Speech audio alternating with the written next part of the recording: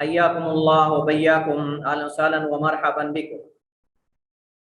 उम्मीद है आप सब लोग खैर व आफियत से सेहत व ईमान की ज़िंदगी के साथ होंगे इंशाअल्लाह। तो इस दफ़ा हमारे पास जो मौजू है, क्योंकि आप में से बहुत सारे तलबा को ऐसे लगा होगा कि शायद अकीदे के मौज़ूआत मुकम्मल हो गए, ऐसा नहीं। अकीदे के मौज़ूआत बहुत ज़्यादा हैं और हमने तो इख्तिसार के साथ अभी आधे मौजू को कंप्लीट किया है। अकीदे का जुज़ सानी जो है ना, अल जुज़ उस्सानी, दूसरा पार्ट 2 या नकीदा नंबर 2, वो है फ़िरक और अदियान। फ़िरक और अदियान, जिसमें हम अदियान का तारुफ पढ़ेंगे और फ़िरकों का तारुफ पढ़ेंगे। इस्तिलाह समझ गए आप, फ़िरक और अदियान, ये पार्ट 2 है और ये अकीदे का मौजू है। पहला हिस्सा था अकीदे के मसाइल हमने पढ़े, जिसमें हमने अकीदे की तारीफ, अकीदे के नाम, अकीदे की खसूसियात, उसके बाद जो है वो हमने अकीदे की तफासील, तौहीद की अक़साम, शिरक की अक़साम और नवाक़िद ईमान, और उसके बाद जो है वो कुफर की अक़साम, तकफीर के अहकाम और मसाइल, इस तरह अरकान ईमान, उसकी तफसील, और ये सारी चीज़ें हमने पढ़ी। ये एक जुज़ है।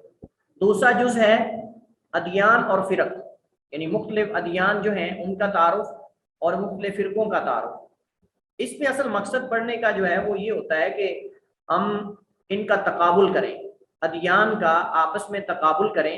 तकाबुल करने के बाद हम देखें कि कहाँ कहाँ किस दीन के अंदर क्या क्या खराबियां हैं और कौन कौन सी चीज़ें हैं जो हमारे दीन के साथ मिलती जुलती हैं, और कौन कौन सी वो चीज़ें हैं जो हमारे दीन के साथ वो अहकाम और मसाइल जो मिलते जुलते हैं। आप मुखालिफ को अपने करीब इस सूरत में कर सकते हैं कि आप उसके साथ बहस में, मुनाजरे में या उसके साथ गुफ्तगू में नुक्ताए इत्तेफाकी से आगाज करें। मुत्तफिका जो नुक्ता आपका है ना, उससे आप आगाज करें। अगर आप आगाज से ही उससे इख्तिलाफी नुक्ते से आप आगाज करेंगे तो आपके साथ वो चल नहीं सकेगा। इस वजह से हमने जब एथिज्म पढ़ा था तब भी मैंने आपको कहा था कि हमने सबसे पहले जो मुत्तफक जुज होता है ना, जिस पर फरीकैन का इत्तेफाक, उससे आगाज कर। इस वजह से अल्लाह ताला ने कुरान करीम में फरमाया, तालौ इला कलिमतिन सवाइन बैनना व बैनकुम, कुल या अहलल किताबी तालौ इला कलिमतिन सवाइन बैनना व बैनकुम अल्ला नअबुद इल्लल्लाह वला नुशरिका बिही शैया। ये मुत्तफिका कलिमा है जो अदियान के दरमियान है। इब्राहीम आदम से लेकर मोहम्मद करीम अलैहि तहियत व तस्लीम तक जितने अम्बिया और रसूल आए हैं और जितने अदियान आसमानी हैं, उन सब का जो मुत्तफिका नुक्ताए आगाज है वो कलिमा तौहीद है, अल्लाह की वहदानियत, और ये सब के यहाँ मुश्तरक चीज़ है। तो लिहाजा आप मुखालिफ से जो मुत्तफक अज्जा हमारे हैं, जो चीज़ें सेम हमारे अंदर मौजूद हैं, उससे आगाज करें, ताकि उसको ये ना लगे शुरू से ही कि शायद ये तो मुझे अपनी बात ही मनवाना चाहता है, हमारी हर चीज़ को ये गलत समझता है और यानी ये तासुब है इसके अंदर। ये चीज़ें नहीं। एहतराम जरूरी है। हमें जो आराम के अंदर एक दूसरे से इख्तिलाफ करना होता है, उसके आदाब आने चाहिए कि मुखालिफ से आरा में अगर हमारा इख्तिलाफ हो जाता है राय में, तो अदब क्या होना चाहिए, ये चीज़ें हमें मालूम होनी चाहिए। तो अल्लाह ताला ने भी कुरान करीम के अंदर यहूदियों की खराबियों को भी जिक्र किया है और उनकी कुछ ऐसी खूबियों को भी जिक्र किया है। उनके जो उलमा हैं, जो उनके मतलब नेक लोग हैं, उनकी खूबियों को भी जिक्र किया है। इसी तरह नसारा के अंदर अल्लाह ताला ने उनके मुसलमानों के साथ ताल्लुक को भी वाज़े किया है तकाबुल करके कि इनमें से दोनों में से, यहूदियत और नसरानियत में से ज़्यादा तुम्हारे करीब कौन है, तुम्हारी अदावत में, तुम्हारे साथ दुश्मनी में कम तर कौन है नुकसानदेह। अल्लाह ताला ने ये भी बताया कि तुम्हारे बुग़्ज़ और हसद में सबसे ज़्यादा यहूद आगे हैं और उनसे करीब तरीन तुम्हारे और उनसे कम जो है वो लोग हैं जिन्होंने कहा हम नसारा हैं। वो लोग, अल्लाह ताला ने उनके जो उनके अंदर चीज़ें ऐसी हैं जो हमारे और उनमें मुश्तरक हैं, उनको भी अल्लाह ताला ने जिक्र किया है। कुतिबा अलैकुमुस्सियाम कमा कुतिबा अलल्लज़ीना मिन क़ब्लिकुम, जुमला जो नुक्ता आगाज है तौहीद, उसको अल्लाह ताला ने जिक्र किया है कि तमाम अंबिया और रसूल की दावत एक थी, सब ने एक अल्लाह की तरफ बुलाया है। तो एक बात ज़हन में रखें, तमाम अंबिया और रसूल का दीन एक है, तमाम अंबिया और रसूल का दीन एक है, और वो शरीयत इलाही है जो अल्लाह की तरफ से अता करदा होती है। सब अंबिया का दीन इस्लाम दीन एक है सबका, और वो क्या है? अल्लाह ताला वहदहु ला शरीक की इबादत करना।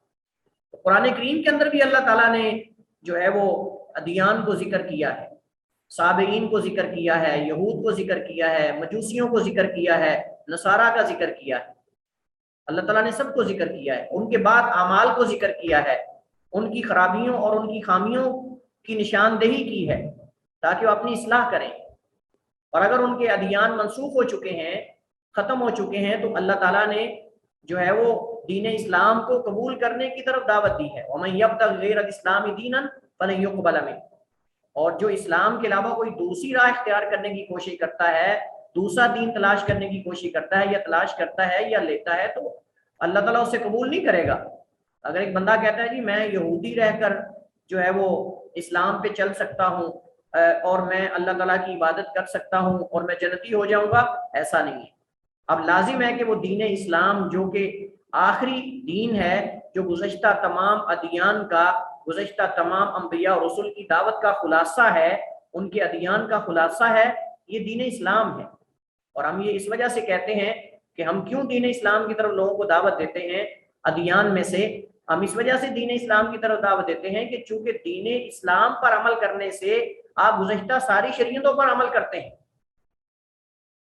یہ ایسا دین نہیں ہے کہ آپ اگر دین اسلام پہ عمل کرتے ہیں تو یہودیت، نصرانیت، جو موسیٰ عیسیٰ کا دین ہے اس کے خلاف ہیں آپ۔ یہ ایسا تو ہمیں ہمارا مذہب اور ہمارا دین سکھاتا ہی نہیں کہ ہم ایک نبی کی محبت میں دوسرے نبی سے بغض رکھیں، ایک نبی سے اس کو ماننے کی وجہ سے ہم دوسرے انبیاء کے ساتھ کفر کریں۔ لا نفرق بین احد منہم، لا نفرق بین احد منہم، ہم ان میں سے کسی کے درمیان تفریق نہیں کرتے کہ جی ہم نبی محمد کریم کو مانتے ہیں، عیسیٰ موسیٰ کو نہیں مانتے، یا آدم ابراہیم کو نہیں مانتے، ہم ایسا نہیں ہے۔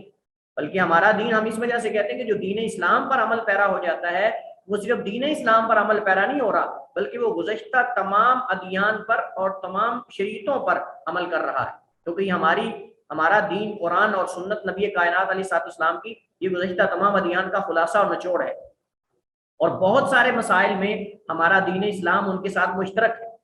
بہت سارے مسائل کے اندر یوم عاشورہ کا روزہ ہے، نماز ہے، اور اس کے علاوہ جو ہے وہ اور کئی چیزیں ہیں جو مشترک ہیں ہمارے اور ان کے درمیان۔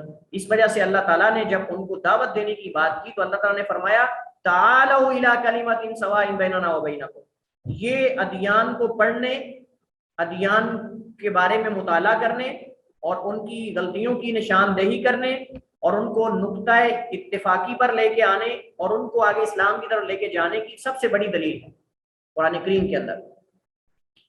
تو لہٰذا یہ اس موضوع کی اہمیت کو اس اعتبار سے بھی اجاگر کرتی ہے یہ چیز کہ اللہ تعالیٰ نے قرآن کریم کے اندر باقاعدہ جو ہے وہ ادیان کا ذکر کیا ہے، نام لے کر اللہ تعالیٰ نے ادیان کو ذکر کیا ہے، ان کی خامیوں، ان کی جو خرابیاں ہیں اللہ تعالیٰ نے ان کی نشاندہی کی ہے تاکہ وہ اپنی اصلاح کریں۔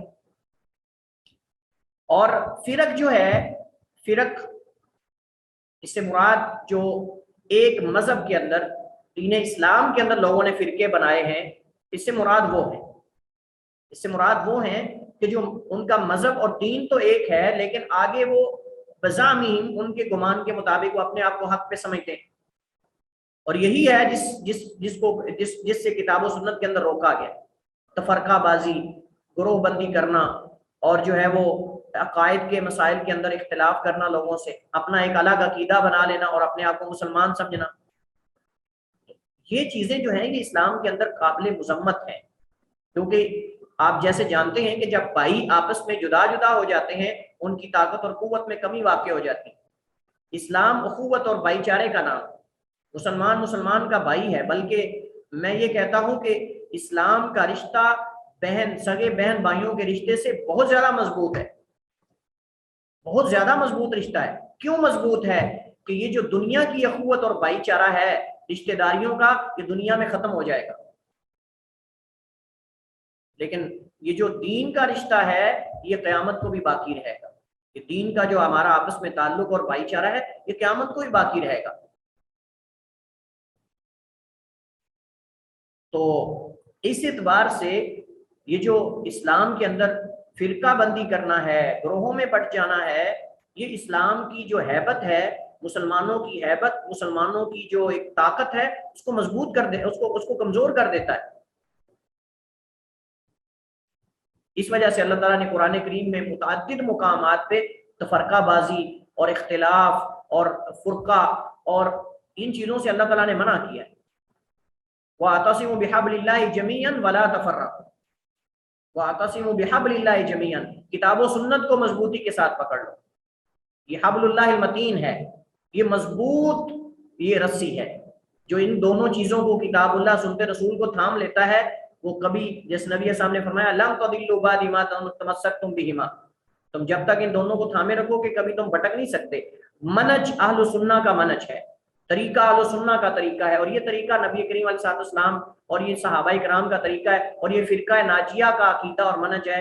نبی کریم علیہ السلام نے فرمایا کہ جو ہے گزشتہ امتیں 72 فرقوں میں بٹ گئیں, میری امت 73 فرقوں میں بٹے گی. کلھا فی النار الا واحدہ, سارے کے سارے جہنم میں جائیں گے, فرقے صرف ایک جنت میں ہوگا. صحابہ نے پوچھا کہ کون ہے یہ اللہ کے رسول؟ آپ نے فرمایا ما انا علیہ واصحابی, جس پر میں اور میرے صحابہ ہیں, جس پر آج میں اور میرے صحابہ ہیں.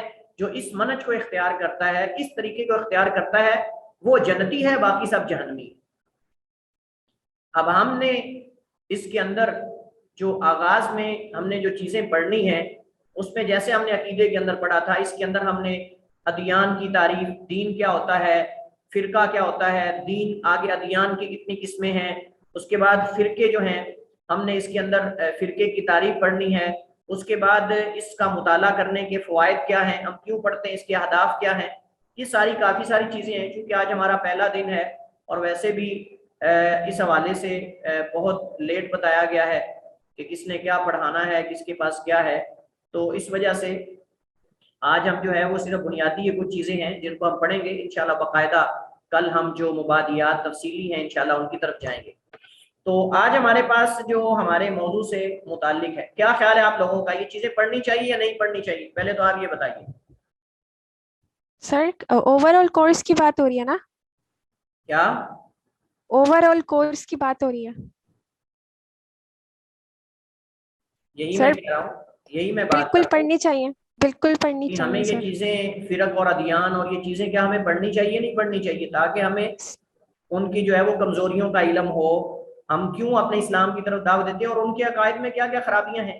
اگر ان کے ادیان وہ سمجھتے ہیں کہ ہمارا دین حق ہے تو کیا اس کے اندر خرابیاں, ہم ان کو بتا سکیں.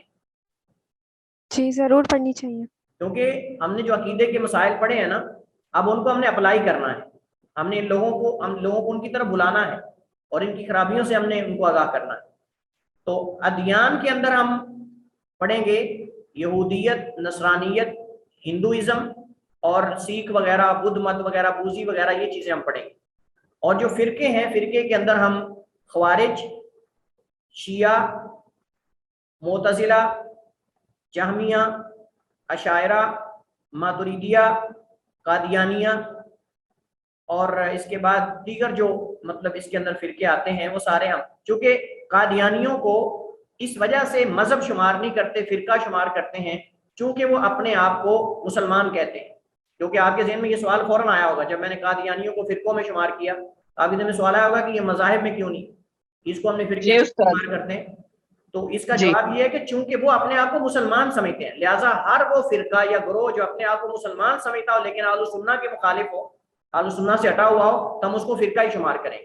سمجھ رہے ہیں آپ بات کو؟ بزعمہم, وہ اپنے آپ کو مسلمان سمجھتے ہیں, جبکہ دیگر جو ہیں یہودی, عیسائی, ہندو وغیرہ وہ نہیں کہتے اپنے آپ کو, وہ تو اپنے آپ کو ایک الگ اپنا دین سمجھتے ہیں. تو ہم اس اعتبار سے قادیانیت کو جو ہے وہ قادیانیوں کو ہم فرقوں میں پڑھیں گے. یہ الگ بات ہے کہ وہ ہمارے اسلام کے ساتھ ان کا کوئی تعلق نہیں, لیکن بزعمہم, ان کے گمان کے مطابق وہ اپنے آپ کو مسلمان سمجھتے ہیں. اس وجہ سے ہم ان کو فرقوں کے تحت جو ہے وہ ان چیزوں کو پڑھیں گے. تو سب سے پہلے ہمارے پاس جو ہے وہ جیسے میں نے بتایا کہ فرق اور ادیان کے مبادیات ہیں. فرق اور ادیان کے مبادیات جیسے ہم نے اصول فقہ کے مبادیات اور اسرا فقہ کے مبادیات اور یہ چیزیں ہم نے پڑھی, مطلب بنیادی چیزیں. مبادیات سے مراد جو بنیادی اصطلاحات ہوتی ہیں, بنیادی چیزیں جن کا جاننا آغاز میں ضروری ہوتا ہے, ان کو مبادیات کہتے ہیں. سب سے پہلے آپ جانتے ہیں تعریفات ہوتی ہیں, تعریفات کے بعد اس کی تقسیم اور اس کے آگے جو ہے وہ اس کے مقاصد اور اہداف اور فوائد وغیرہ یہ چیزیں ہوتی ہیں. تو ہم اسی اعتبار سے چلیں گے انشاءاللہ.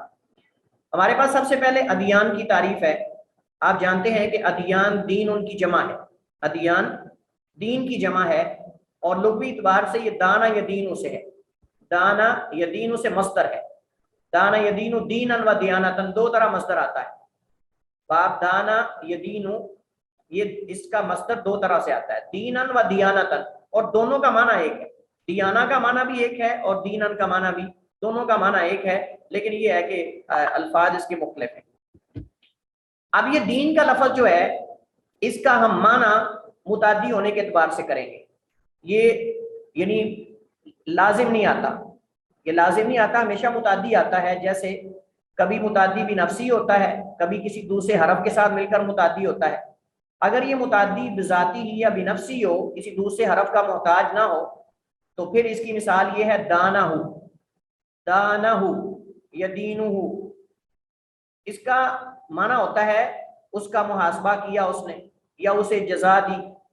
और बाज इसके यानी मानी में एक माना ये भी आता है, दानाहु का माना यानी उसका मालिक बन गया, उस पे गलबा पा लिया, ये माना भी इसके अंदर पाया जाता है।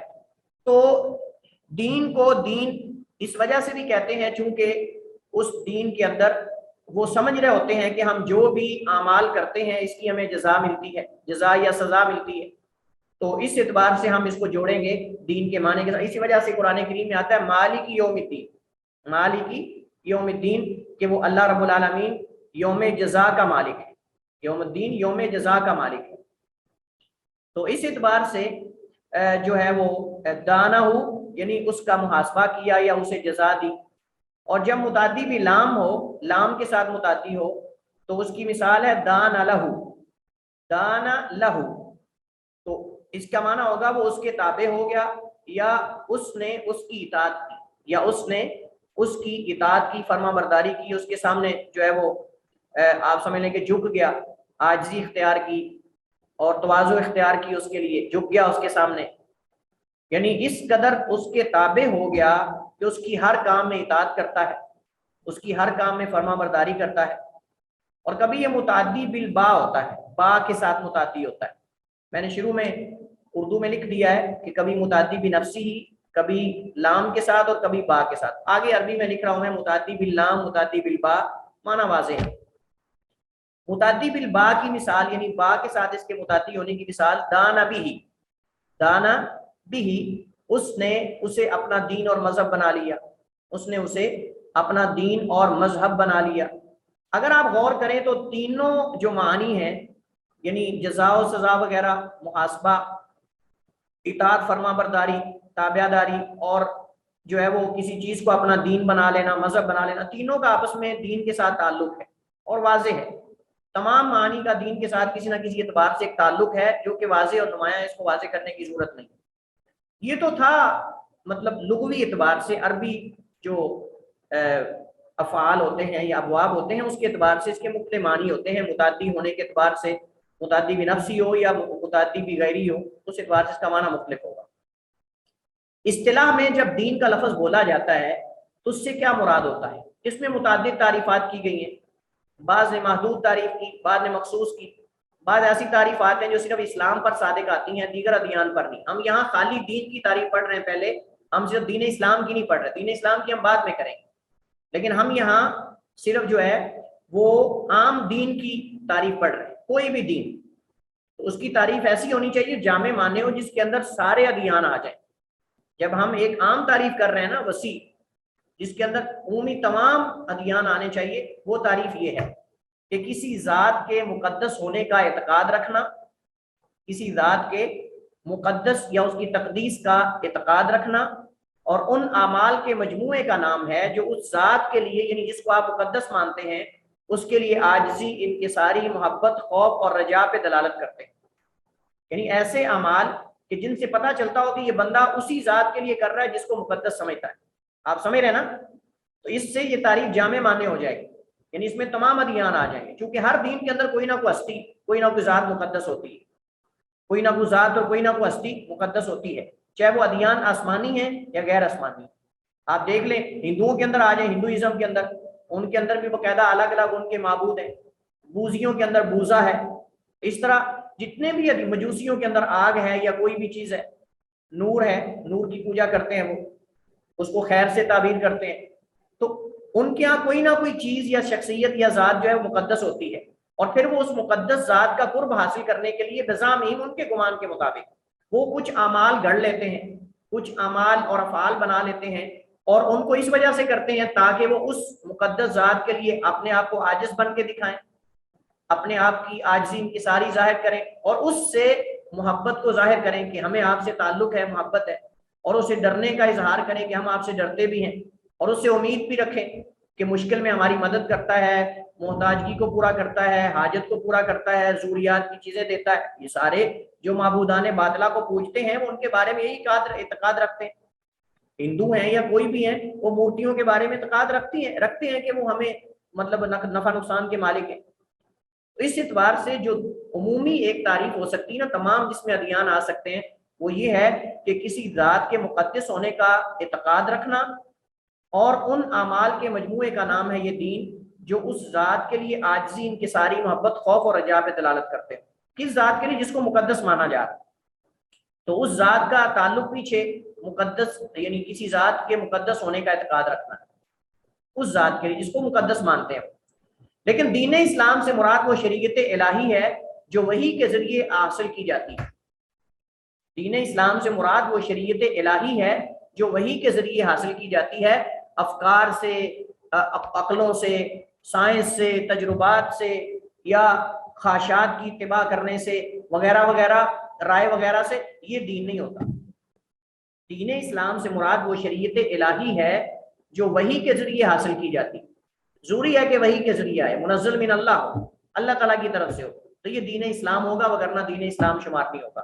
پھر وہ ایک دین، عام دین ہے، وہ جو ہے وہ ہندوازم ہو، وہ جو ہے بوذی ہوں، وہ بدھ مت ہوں، وہ کوئی اور مجوسی وغیرہ کوئی بھی ہو سکتے ہیں جو کسی ذات کے بارے میں، کسی چیز کے بارے میں اس کے مقدس ہونے کا اعتقاد یا عقیدہ رکھتے ہیں۔ دین اور مذہب میں فرق کیا ہے؟ آپ نے اکثر دیکھا ہوگا، ہم نے فقہ کے اندر پڑھا تھا، یہ ابو حنیفہ کا مذہب ہے، یہ شافعی کا مذہب ہے، یہ فلاں کا مذہب ہے، یہ حنفیہ کا مذہب ہے، یہ فلاں کا مذہب ہے۔ تو دین اور مذہب میں کیا فرق ہے؟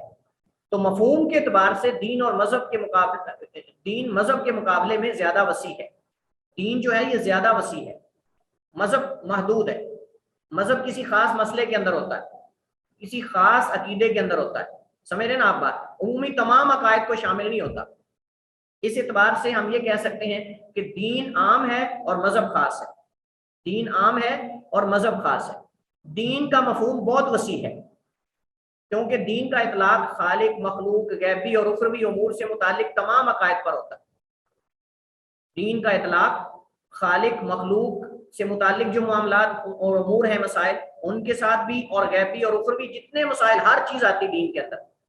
لیکن جب ہم مذہب کی بات کرتے ہیں نا، تو مذہب میں ان میں سے کسی امر میں، کسی کام میں، کسی موضوع میں، کسی مسئلے میں اگر کوئی ایک خاص قسم کا اعتقاد رکھتا ہے تو ہم اس کو مذہب کہیں۔ بات سمجھ گیا نا؟ اس وجہ سے ہم کہتے ہیں مذہب حنفی، مذہب فلان، اس مسئلے میں احناف کا مذہب یہ ہے۔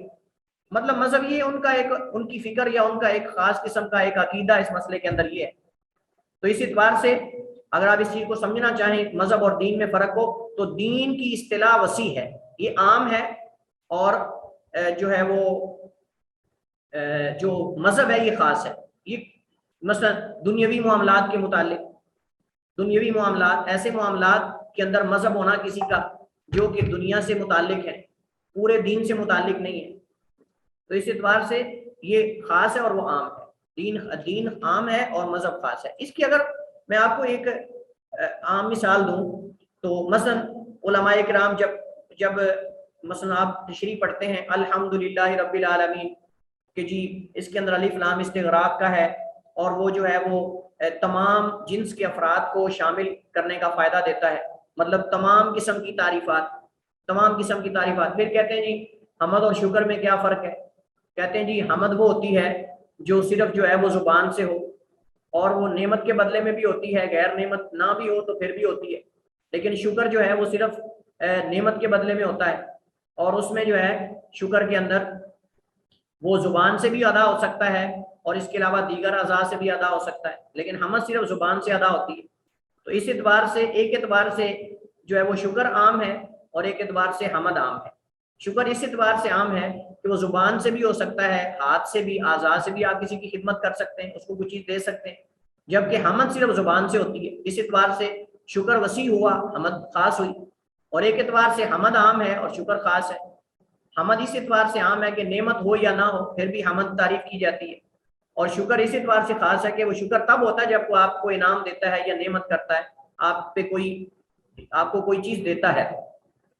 میں صرف یہ ایک مثال دی ہے، تو اس اعتبار سے ہم یہ سمجھ سکتے ہیں عام اور خاص۔ اس وجہ سے آپ اکثر کتابوں میں پڑھیں گے وبینہما عموم و خصوص من وجہ، وبینہما عموم و خصوص من وجہ، کہ دونوں کے درمیان ہر ایک اعتبار سے عموم اور خصوص ہے، یعنی ایک اعتبار سے یہ عام ہے، ایک اعتبار سے یہ عام ہے، اور ایک اعتبار سے یہ خاص ہے، ایک اعتبار سے یہ دوسری خاص ہے۔ تو ہم اس اعتبار سے کہہ سکتے ہیں یہاں دین جو ہے وسیع ہے، عام ہے، اور مذہب جو ہے وہ خاص ہے۔ ادیان کی تقسیم، تیسرا مسئلہ ہمارے پاس ہے ادیان کی اقسام یا تقسیم آپ کہہ سکتے ہیں۔ ہم نے جب اصول الدعوہ پڑھا تھا تو اس کے اندر ہم نے یہ ادیان کی اقسام ہم نے پڑھی تھی، لیکن یہاں ہم اس کو ایک اور اعتبار سے پڑھتے ہیں، اور وہ یہ ہے کہ سب سے پہلے وہ ادیان ہیں جو اللہ کی دعوت دیتے ہیں، اللہ تعالیٰ کی طرف بلاتے ہیں، یا دعویٰ کرتے ہیں کہ ہم اللہ تعالیٰ کی عبادت کرنے والے ہیں۔ تو اس سے مراد وہ ادیان ہیں پہلی قسم جو صرف اللہ تعالیٰ کی عبادت کی طرف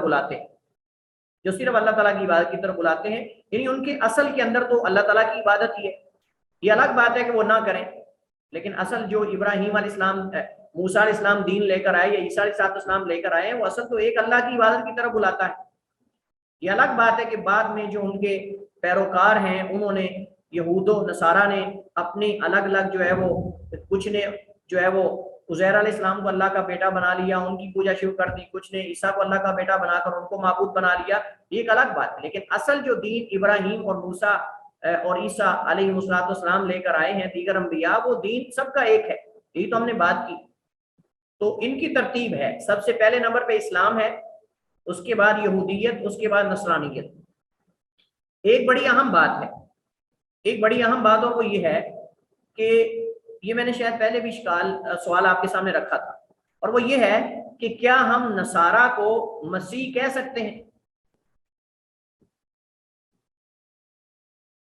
یا عیسائی کہہ سکتے ہیں ان کو؟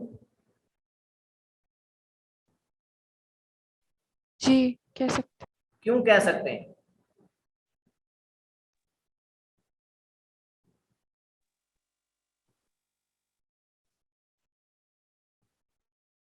ہاں شاید کیونکہ وہ حضرت عیسیٰ علیہ السلام کو مانتے ہیں کہ خدا ان میں جسم میں ہے، اور تو ان کی جو ہاں بول لوں، ہاں ان کی جو یہود و نصارہ جو ہے دونوں کی کتابیں جو ہے وہ مدغم ہو چکی ہیں نا، یعنی کہ وہ جو تورات تھی اور انجیل تھی، یہ دونوں کو ملا کے اولڈ ٹیسٹامنٹ اور نیو ٹیسٹامنٹ۔ یہ جملہ اعتراض، یہ اصل میں یہ سوال ہی نہیں کر رہا، میں سوال یہ کر رہا ہوں کہ قرآن کریم کے اندر، احادیث کے اندر آپ جہاں بھی دیکھیں گے نا، وہاں نصارہ کو نصارہ ہی کہا گیا ہے، کہیں بھی ان کو مسیحیین نہیں کہا گیا، ان کو عیسائی نہیں کہا گیا، عیسائی یا مسیحیین یہ نہیں کہا گیا۔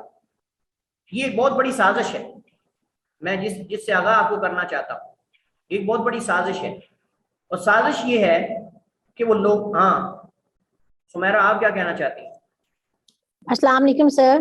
وعلیکم السلام ورحمۃ اللہ۔ سر میں نے استاد وارث گل ہے نا، عبد الوارث گل، ان کے ساتھ ایک عیسائی بچی کی تربیت کے سیشنز میں شرکت کی تھی۔ وہ بچی دل سے تو مسلمان ہو چکی ہے لیکن ابھی اس نے کلمہ نہیں پڑھا، تو اس کے اپنے کہنے کے مطابق وہ خود ہی، جو لوگ خود کو عیسائی کہتے ہیں وہ عیسائی نہیں کہلاتے، کیونکہ وہ حضرت عیسیٰ کی تعلیمات کو تو مانتے ہی نہیں ہیں، یہ تو انہوں نے خود سے کریٹ کیا ہوا ہے، وہ خود کو بھی عیسائی نہیں کہتے۔ تو یہ جو آپ کا، جی سر احسنتی یا سمیرہ، احسنتی، ماشاء اللہ، آپ نے بالکل ٹھیک کہا ہے۔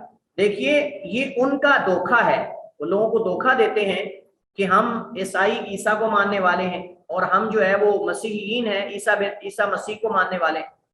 تو حقیقت میں یہ دھوکہ ہے، کیونکہ نہ وہ عیسیٰ علیہ السلام کو وہ نبی مانتے ہیں، وہ تو اللہ کا بیٹا مانتے ہیں، وہ عیسیٰ کو اللہ کا نبی مانتے ہی نہیں، وہ تو اللہ اور معبود مانتے ہیں۔ اور اسی طرح مسیحیین یعنی عیسیٰ مسیح، मसीह इब्नुल्लाह, तो ये भी निस्बत ईसा की तरफ है, और ईसाई कहने से भी ईसा की निस्बत है, और ये निस्बत सही नहीं, ये निस्बत सही नहीं। उलमा ने बकायदा इस पर, यानी उलमा ने इस पर एतराज किया है। वो कहते हैं कि हम खुद उनको नसारा कहने की बजाय हम उनको ईसाई और हम उनको मसीहियीन कहते हैं, वो तो खुश होते हैं इससे। हमारे यहाँ कहते हैं जी मसीह बरादरी, मसीह बरादरी का ये मसला है। उनको नसारा ही कहना चाहिए जो कुरान करीम ने उनको कहा है। वकालत नसारा मसीह इब्नुल्लाह, कुरान करीम के अंदर कहीं आपको मसीहियीन नहीं आएगा, कहीं आपको जो है वो ईसाईयीन नहीं आएगा, या ईसाइयों ने ये कहा, वहां भी नसारा का लफ्ज है। इस वजह से असल जो किताब व सुन्नत के, हमने, आपको याद होगा हमने शुरू में पढ़ा था कि अकीदे के जो मसाइल हैं उनके अंदर अल्फाज वो इस्तेमाल करने चाहिए जो किताब व सुन्नत से साबित हो। जो गढ़े हुए अल्फाज हैं उनसे ताबीर करना शरई अल्फाज के मुतबादिल के तौर पर ये सही नहीं। जैसे मैंने आपको मिसाल दी थी, फलासफा जो हैं वो अल्लाह ताला के नामों से पुकारने की बजाय अल्लाह ताला को नाउज़ बिल्लाह इल्लत कहते हैं।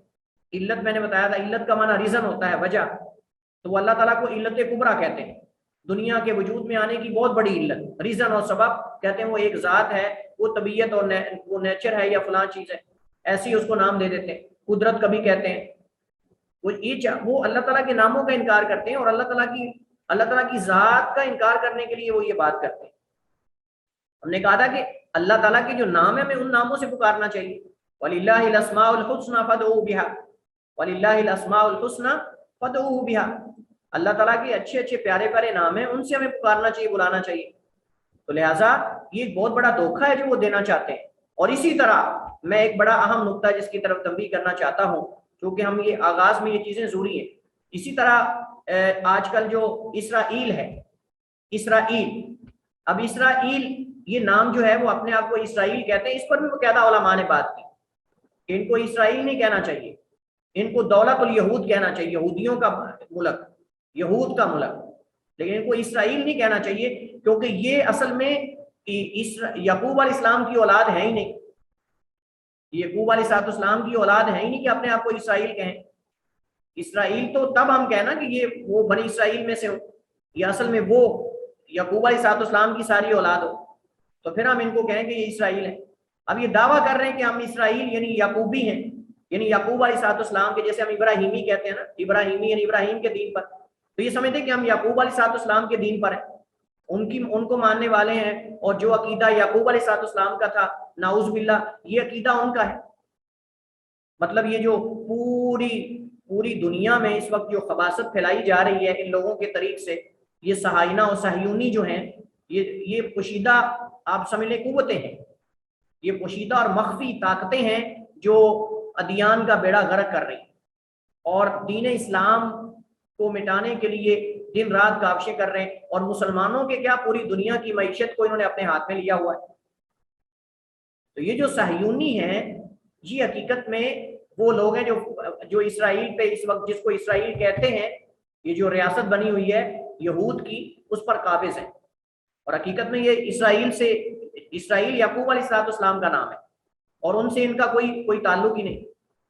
तो ये भी धोखा है। इस पर उलमा ने बाकायदा, मैंने अपने थीसिस में, जो मेरा एमफिल का थीसिस था वहाँ जामिया इस्लामिया मदीना में, उस पर मैंने उसके अंदर ये मौजू मैंने शामिल किया था। ये भी एक बहुत बड़ा इनका धोखा है कि हम खुद उनको कहते हैं कि इसराइल ने ये कहा, इसराइल ने ये कहा। अब दूसरी बात ये कि इसराइल से मुराद याकूब है, तो हमने कहा कि इन लोगों को इसराइल कहना, इसके अंदर कई कबाहतें हैं। एक तो ये कि हकीकत के खिलाफ है, ये इसराइल यानी याकूब अलैहिस्सलाम की तरफ निस्बत करने वाले ये निस्बत झूठी है इनकी। और दूसरी बात ये है, जो बड़ी अहम बात है, वो ये है कि जब भी कोई शख्स बुरा भला कहेगा, गाली देगा इन लोगों को, तो वो क्या कहेगा, बताइए मुझे जरा, वो क्या कहेगा? तो वो याकूब अलैहिस्सलाम को कहना, वो हकीकत में जब इसराइल को गाली देगा वो याकूब अलैहिस्सलाम को गाली दे रहा, कहेगा इसराइल मसन कल्ला वहाशा। हम सिर्फ मिसाल कहते हैं, मिसाल देने में कोई हर्ज नहीं, आप किसी की बात को नकल, अगर कोई बंदा गाली दे रहा हो कहेगा कि इसराइल खबीस है मसलन, इसका मतलब नाउज़ बिल्लाह वो याकूब अलैहिस्सलाम को गाली दे रहा है, वो इसराइल इस मुल्क को नहीं दे रहा। यानी अल्फाज बज़ाहिर तो ऐसा ही है। یہ جو مسئلہ انتہائی دقیق مسئلہ ہے. ہمیں مسلمانوں کو یہ سوچنا ہوگا کم از کم ہم تو اس چیز کو تسلیم نہ کریں. ہم تو ان کو بار بار یہ نہ کہ اسرائیل اسرائیل اسرائیل اسرائیل، لیکن کون سنتا ہے ان چیزوں کو آج کل؟ کون ان کی طرف توجہ دیتا ہے؟ یہ تو بڑے بنیادی مسائل ہیں عقیدے کے. اس وجہ سے جو لوگ فلسطین اور اس کے گرد و نواح میں قابض ہیں وہ اسرائیل نہیں ہے، اسرائیلی نہیں ہے. یعقوب علیہ السلام سے ان کا کوئی تعلق نہیں ہے، اور نہ وہ ہم کہتے ہیں کہ وہ جو ملک ہے وہ ریاست ہے وہ کسی نبی کی ہے. نہ اسرائیل یعنی یعقوب علیہ السلام کا اس میں کوئی عمل دخل ہے.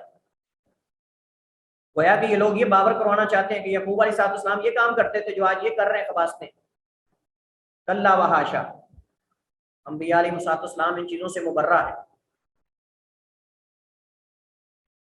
چلیے خیر. سر ان کی اصلیت پھر کیا ہے؟ مطلب یہ کس سے تعلق رکھتے ہیں؟ کیا تو سر ان کو یہودی تو کہا جائے گا، لیکن پھر ان کی اصل بنیاد کیا ہے؟ مطلب کہاں سے؟ یہ امپورٹڈ یہودی ہیں، یہ امپورٹڈ یہودی ہیں، یہ اصل ہے ہی نہیں یہودی. یہ یہودیت کا دعویٰ کرتے ہیں لیکن لوگوں کو دین سے بھی نکالنا چاہتے ہیں، تمام قسم کے ادیان سے، تمام قسم کے ادیان سے نکالیں. یہ اصل شیطان کے پجاری ہیں. آپ اگر اس کے بارے معلومات جاننا چاہتے ہیں نا، انفارمیشن جاننا چاہتے ہیں، تو آپ ذرا تھوڑا یوٹیوب پہ لکھیں صہاینہ یا صہیونی. ان کی خاص رموز اور علامات ہیں. ان علامات کے ذریعے وہ اپنے چیلوں سے بات چیت کرتے ہیں. ان کے باقاعدہ ہر ملک کے اندر ایجنٹ ہوتے ہیں. جی سر، جو الیومینٹی اور اسی طرح سے سیٹنک جو ہوتی ہیں، ان کے نام ان کے ہر ملک میں الگ الگ ہیں. ان کا ایک نام، لیکن بنیادی جس نام پہ یہ متفق ہے وہ ہے صہیونی، صاد کے ساتھ صہیونی. صہاینہ اس کی جمع ہے. اس پر یہ ایک نام ان سب پہ، لیکن آگے ان کی پھر کئی قسمیں ہیں. ان کے رموز ہیں، آپس میں پاس ورڈ ہیں، ان کے اشارہ کرتے ہیں انگلیوں کا، کبھی ایسے اشارہ کرتے ہیں، کبھی یہ آپس میں باتیں کرتے ہیں ایک ملک والا دوسرے ملک سے، لیکن اشاروں سے. اس پہ باقاعدہ کتابیں موجود ہیں، علماء نے کتابیں لکھی اور اشارے بتائے ہیں. آنکھ کا اشارہ فلاں چیز کا اشارہ فلاں چیز کی دلیل ہے، فلاں چیز کا اشارہ فلاں چیز کی دلیل ہے. اور اکثر ان کی چیزیں پوشیدہ ہیں. جیسے وہ باطنی ہوتے ہیں نا، باطنیین، جو شیعہ کا فرقہ ہے، رافضہ کا باطنی، ان کے عقائد وہ چھپا کے رکھتے ہیں آپس میں، کسی کو بتاتے نہیں باہر، اور اسی کو داخل کرتے ہیں. اس کو جب اچھی طرح پکا کر لیتے ہیں پھر اس کو بتاتے ہیں اپنے اعتقاد. وہ مراحل طے کرنے کے بعد اس کو بتاتے ہیں سب. تو ان کے اندر بھی یہ ہے کچھ چیزیں ایسی جو یہاں ہم ذکر نہیں کرنا چاہتے، وگرنہ بہت ساری چیزیں ایسی ہیں جو آپ کے سامنے میں اگر یہاں بیان کر دوں آپ حیران ہو جائیں گے کہ کیا کیا ہو رہا ہے. چلیے خیر. جو آخری دو ہیں اگرچہ یہ منسوخ ادیان ہیں، لیکن چونکہ وہ گمان کرتے ہیں کہ اللہ وحدہ لا شریک کی عبادت کرنے والے ہیں یا اس کی طرف دعوت دینے والے ہیں، اس وجہ سے ہم نے ان کو جو ہے وہ ادیان میں شمار کیا ہے. وگرنہ اگر ہم ان کو شرکی اعتبار سے تقسیم کریں تو شرکی اعتبار سے یہ دوسروں میں آتے ہیں جو غیر اللہ کی عبادت کی طرف بلاتے ہیں. اس وقت جو ہے عیسائی، کوئی ایسے عیسائی نہیں ہے جو ایک اللہ وحدہ لا شریک کی طرف بلانے والے ہیں. اکثر عیسیٰ کی عبادت کی طرف بلاتے ہیں، عیسیٰ علیہ السلام کی الوہیت اور ان کے معبود ہونے کی طرف دعوت دیتے ہیں. جو صلیب کا عقیدہ ہے وہ اس کی طرف دعوت دیتے ہیں. یعنی آپ اس وقت تک اپنے آپ کو نصرانی کہہ ہی نہیں سکتے جب تک آپ عیسیٰ علیہ السلام کو اللہ کا جز اور اللہ کا بیٹا تسلیم نہ کریں. یہ ان کی دعوت ہے آج کل، یہ ان کی دعوت ہے جس پر وہ چل رہے ہیں. تو اس اعتبار سے ان کا شمار دوسرے فرقوں میں بھی ہوتا ہے، مذاہب میں بھی، ادیان میں، جو کہ شرکیہ ہے. تو شرکیہ اور وثنیہ، وثنیہ وثن سے ہے بتوں کی پوجا کرنے والے. تو شرکیہ اور وثنیہ ادیان جو غیر اللہ کی عبادت کی طرف بلاتے ہیں، جیسا کہ ہندو ہیں، جیسا کہ بوذی ہیں، یہ بوذا کی عبادت کرنے والے. بوذا ایک آدمی تھا، اس کی عبادت کرنے والے، اس کے بھی بڑے عجائب ہیں، اس کے بھی بڑے عجیب و غریب قسم کے عجائب ہیں. انشاءاللہ یہ ہم پڑھیں گے. بدھ مت ہیں، سکھ وغیرہ ہیں. اب یہ سارے جو ہیں یہ آپ سمجھ لیں کہ شرکیہ اور وثنیہ ادیان ہیں. تو بعض علماء نے نصارہ کو بھی اس اعتبار سے اس میں شمار کیا ہے. یعنی چونکہ وہ عیسیٰ کی عبادت کی طرف لوگوں کو دعوت دیتے ہیں، عیسیٰ کو معبود مانتے ہیں اور ان کے معبود ہونے کا اقرار کرواتے ہیں آنے والے سے، اس وقت تک اس کو نصرانیت کے اندر شامل ہی نہیں کرتے جب تک وہ عیسیٰ کو معبود نہ مان لے، اللہ کا بیٹا اور اللہ تعالیٰ کا جز اور اقانیم ثلاثہ جو عقیدہ ہے ان کا تثلیث والا، اس پہ ایمان نہ لے آئے. اس کو وہ اپنا بنیادی عقیدہ سمجھتے ہیں، اس کے بغیر وہ کسی کو نصرانی سمجھتے ہی نہیں. حالانکہ عیسیٰ علیہ السلام نے تو یہ نہیں کہا کہ تم جو ہے وہ مجھے اللہ کا بیٹا بنا لو یا مجھے اللہ کے مقابلے میں معبود بنا لو، اور جو جب تک اس کا اقرار نہ کر لے وہ نصرانی نہیں ہوگا۔ چلیے، تو یہ ہمارا پہلا جز تھا جو کہ ادیان سے متعلق تھا۔ اس کے بعد ہے فرق۔ تو فرقے کی تعریف کیا ہے اور اس کے بعد جو ہے ان کو پڑھنے کے اہداف کیا ہیں، ہم اس پر بات کریں گے اور اس کے ساتھ ہی ہمارا لیکچر ختم ہو جائے گا۔ تو فرقہ جو ہے لغوی اعتبار سے یہ فرق جو ہے یہ فرقہ کی جمع ہے۔ فرق ہم نے کہا نا ادیان اور فرق، تو فرق فرقے کی جمع ہے۔ جیسے ہم نے کہا نا ادیان دین کی جمع ہے، ایسے فرقاتن یہ مفرد ہے اور اس کی جمع آتی فرقن، جس سے مراد لوگوں کی ایک جماعت یا مخصوص جماعت، لوگوں کی ایک جماعت یا مخصوص جماعت ہے، اور یہ در حقیقت الفرقہ سے ماخوذ ہے۔ جیسے آتا نا افطرا کا یفتری کو افتراق اور فارا کا یفاری کو مفارقتا، فارا کا یفاری کو مفارقہ با مفالہ سے، اور اس طرح افطرا کا یفتری کو افتراق، اس سے آتا ہے فرقہ، اور فرقہ کہتے ہیں اختلاف کو، فرقہ کہتے ہیں اختلاف جو اجتماع کے برعکس ہو، اجتماع کی ضد، اجتماع کے برعکس، اس کے اپوزٹ جو مخالف اس کے آتا ہے وہ ہے الفرقہ۔ تو اسلام کے اندر فرقہ جو ہے یہ قابل ملامت ہے، قابل مذمت ہے، قابل وعید ہے۔ یہ اس کی شریعت کے اندر کہیں بھی تعریف نہیں کی گئی۔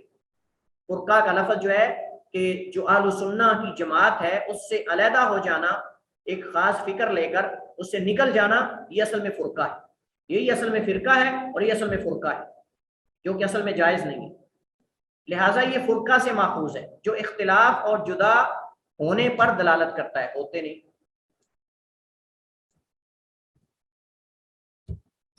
پر دلالت کرتا ہے۔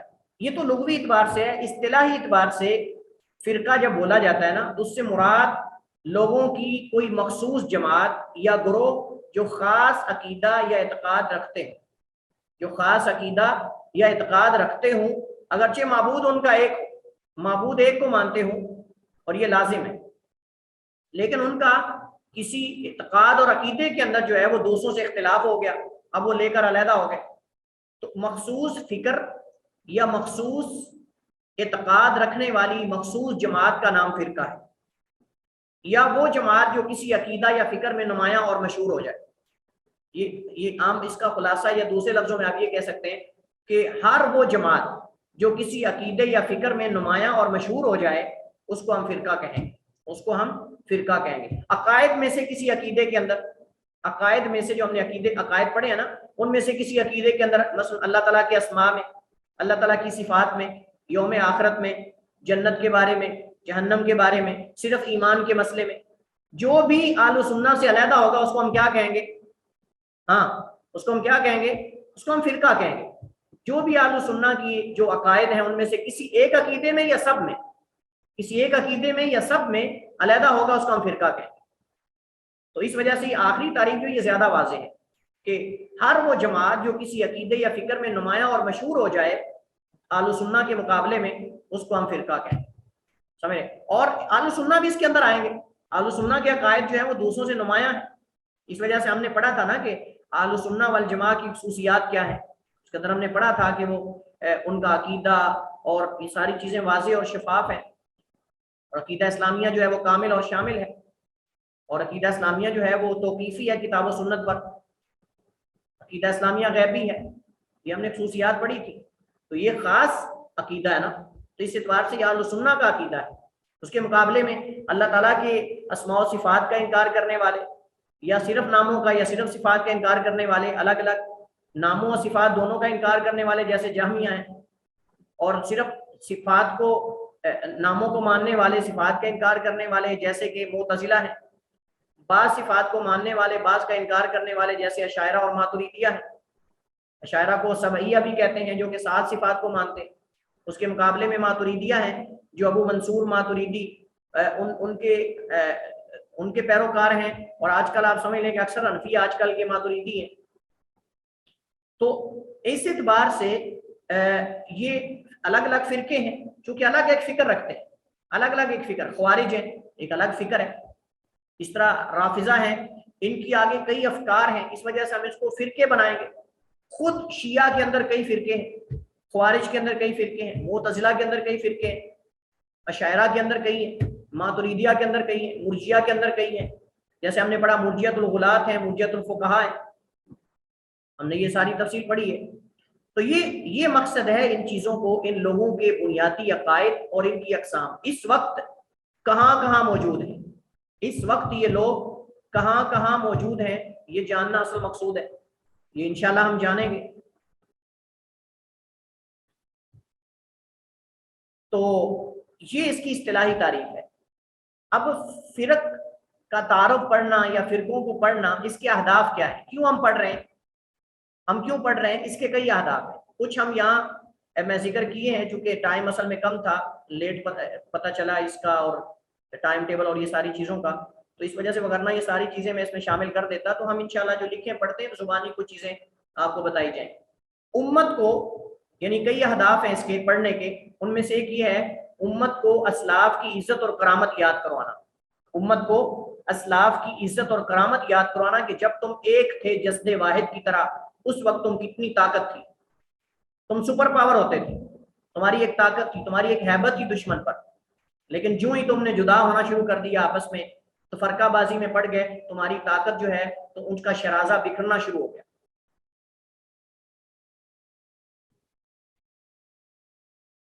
امت کو اس نقصان سے آگاہ کرنا جو اسے تفرقہ بازی اور اختلاف کے سبب پہنچا ہے، جو اسے تفرقہ بازی اور اختلاف کے سبب پہنچا ہے۔ امت مسلمہ کو وحدت اور اتفاق کی فکر اور ترغیب دینا، امت مسلمہ کو وحدت اور اتفاق کی فکر اور ترغیب دینا۔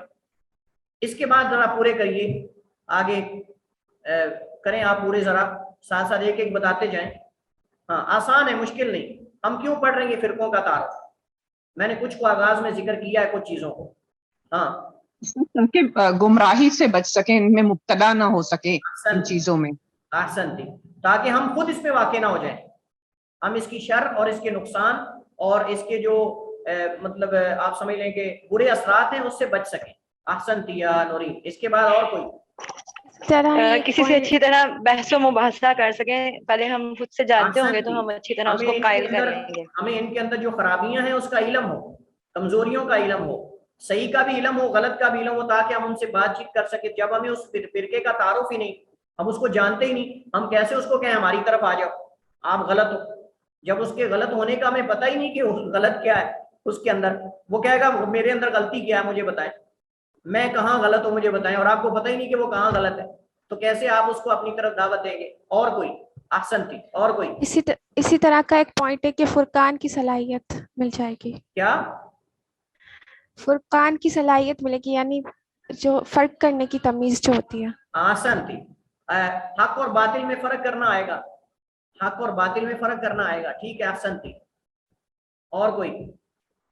سر جب کسی کو تبلیغ کریں گے، دعوت دیں گے، تو جب تک خود کلیئر نہیں ہوں گے تو اس کو کیسے بتائیں گے کہ کیا صحیح ہے؟